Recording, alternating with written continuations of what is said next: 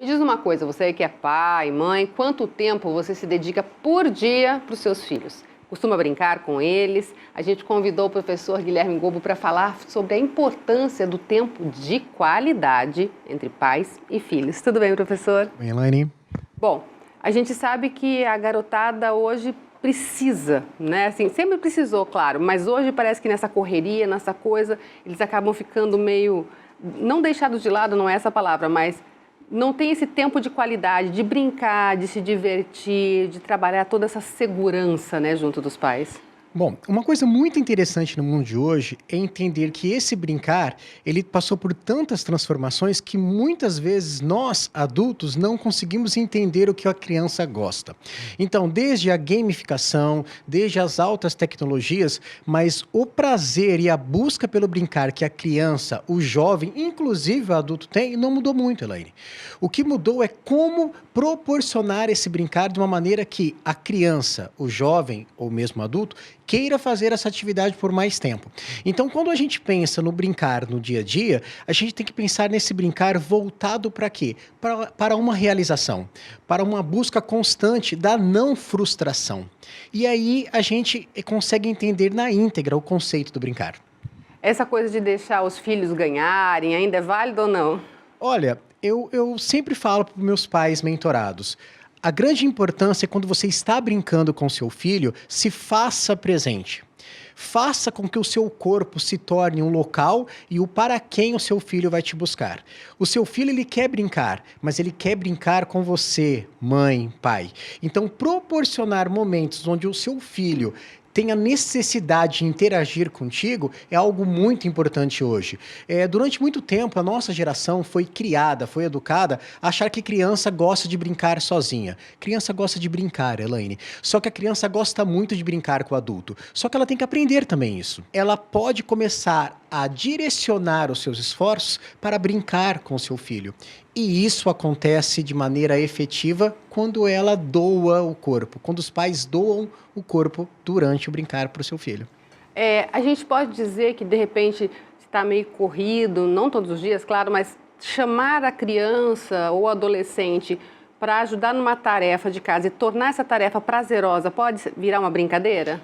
Perfeito. Agora pense o seguinte comigo, Elaine. Quando os pais constroem todo um ambiente facilitador para que o seu filho entenda que este momento das atividades diárias é um momento onde ele, o filho, fará com os pais e receberá um feedback positivo, ela encara como brincar. Só que não adianta você delegar a função para o seu filho e achar que só porque ele está lhe obedecendo e cumprindo as ordens, ele vai encarar isso como brincar. É uma coisa que eu defendo e de uma maneira muito assertiva, Elaine.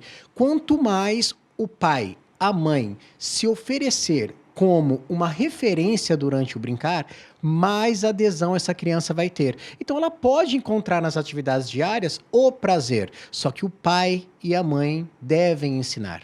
Isso não é tão simples, porque os nossos dias estão corridos, nossos compromissos são por demais acima do normal, tanto o pai quanto a mãe trabalham o dia inteiro, só que o filho, quando chega em casa, ele quer mais do pai, ele quer mais da mãe.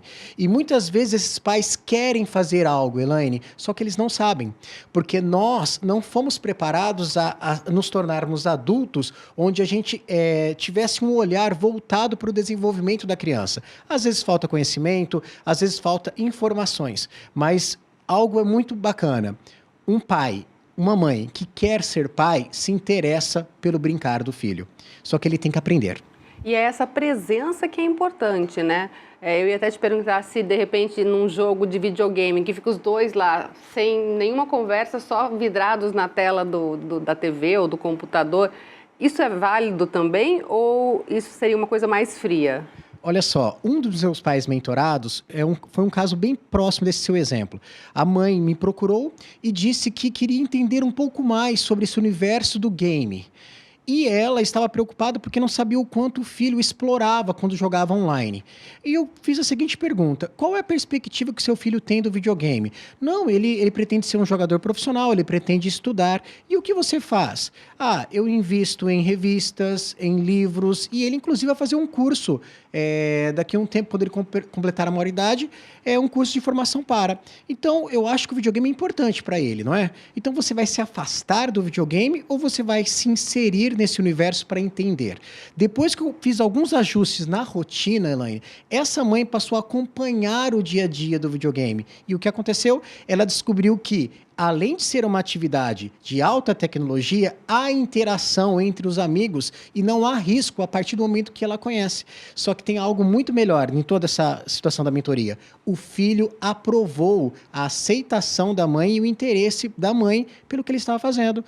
Resumo da obra, o filho diminuiu um pouco o tanto que ele jogava para explicar para a mãe como era o jogo e começou a se interessar pelas atividades da mãe. Eu estou falando de uma criança de 10 anos, Elaine. Olha só que legal. Isso durante um mês eu consegui alterar a perspectiva que a mãe tinha do videogame e a perspectiva que o filho tinha em relação à mãe de não aceitar o videogame. Agora, quando a gente não fala em tecnologia, às vezes a gente sabe que nem sempre o poder aquisitivo dá para comprar muitos jogos, tal. Ou criar jogos, ou fazer joguinhos, né? Brincar com coisas, de repente, mais antigas que não tinham custo, tal. Isso também faz a criança se interessar, né? Fazer, sei lá, a própria bolinha, ou o próprio tabuleiro. Perfeito. Agora imagine todo esse contexto que você acabou de desenhar, Elaine, com um pai ativo, ao invés da criança ter que criar e recriar sozinha. É isso que eu defendo. Quanto mais o pai, a mãe participar desse mundo, mais fácil vai ter a interação e, consequentemente, eu consigo, por meio do brincar, melhorar a relação pais e filhos. Eu dou um exemplo bem simples. Nós delegamos, às vezes, o brinquedo a função de dar conta de toda a atenção de uma criança. Porém, a gente esquece que o brinquedo ele tem um fim em si mesmo. De repente, essa criança cansou de utilizar esse brinquedo. E é este o momento que, às vezes, o pai, a mãe podem interferir e criar um jogo com esse brinquedo. Um exemplo clássico é a bola, que é um brinquedo, mas quando você participa ou você cria um jogo de futebol, a bola faz parte da brincadeira. Então, assim, é um universo imenso, Elaine. Só que o mais importante, o pai deve estudar o comportamento do seu filho. O pai deve estudar a rotina do filho. Às vezes, esse pai consegue oferecer esse brincar que você disse durante o acordar, durante o café da manhã, dentro do carro ao levar para a escola, ao retornar em casa. Então, há possibilidade. E os pais querem, Elaine. A mãe quer. Os pais estão interessados em proporcionar uma rotina melhor para o seu filho. E eu estou encontrando muita aceitação da mãe, do pai, da família por causa disso. Porque eu trabalho com o brincar de uma maneira simples, mas considerando as características da família. Que legal. Professor, quem quiser te encontrar nas redes sociais, te encontra fácil? Isso. O meu Instagram é guilhermegobo_oficial. Lá tem todas as informações, tem os produtos da minha mentoria, eu tenho um guia sobre como oferecer um dia inesquecível para o seu filho e também tem o meu canal no YouTube, Professor Guilherme Gobo. Tá certo. Muito obrigada pela participação, Ok, viu? muito obrigado, Elaine.